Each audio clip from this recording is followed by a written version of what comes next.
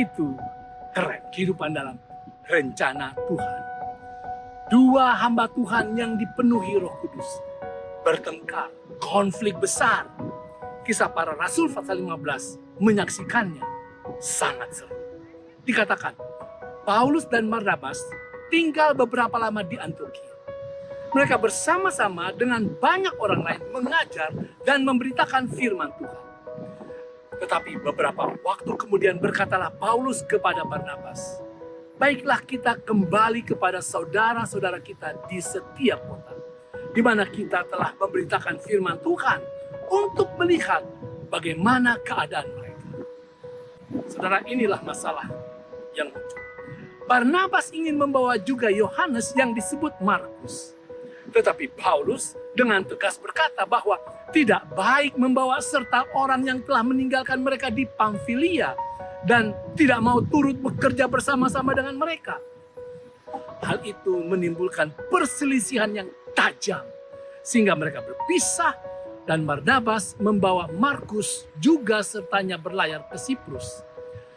Tetapi Paulus memilih Silas dan sesudah diserahkan oleh saudara-saudara itu kepada kasih karunia Tuhan, berangkatlah ia mengelilingi Syria dan Kilikia sambil meneguhkan jemaat-jemaat di situ.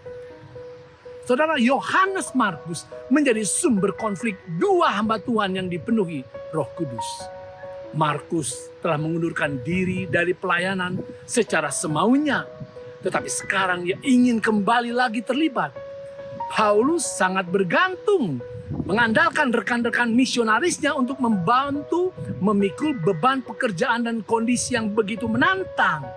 Dari sudut pandangannya, seseorang yang meninggalkan tugas begitu cepat sangat tidak layak mendapat sebuah tempat dalam tim misionaris yang bertempur dan selalu bergandengan tangan melawan kekuatan kejahatan.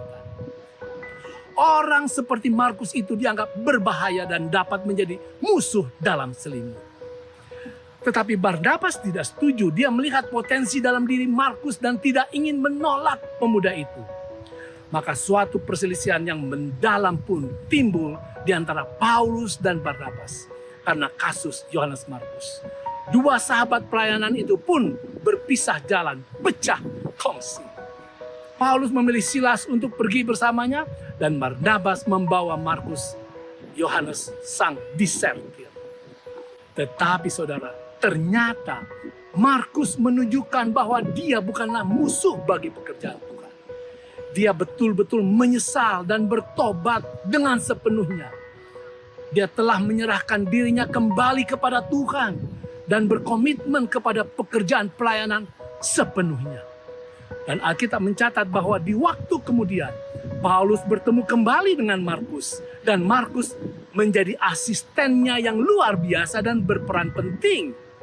Di sekitar 15-20 tahun setelah konflik dua hamba Tuhan yang dipenuhi Roh Kudus itu, maka dicatat dalam Kolose 4 ayat yang ke-10, Paulus menulis, salam kepada kamu dari Aristarkus, temanku sepenjara, dan dari Markus, kemenakan Barnabas.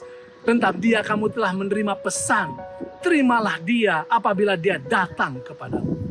Dalam 2 Timotius 4 ayat yang ke-11, Paulus memohon, hanya Lukas yang tinggal dengan aku. Jemputlah Markus dan bawalah ia kemari karena pelayanannya penting bagiku. Di dalam Filemon pasal 1 ayat 23 dan 24, Paulus menegaskan, salam kepadamu dari Epafras, temanku sepenjara karena Kristus Yesus. Dan dari Markus, Aristarkus, Demas, dan Lukas, teman-teman sekerjaku.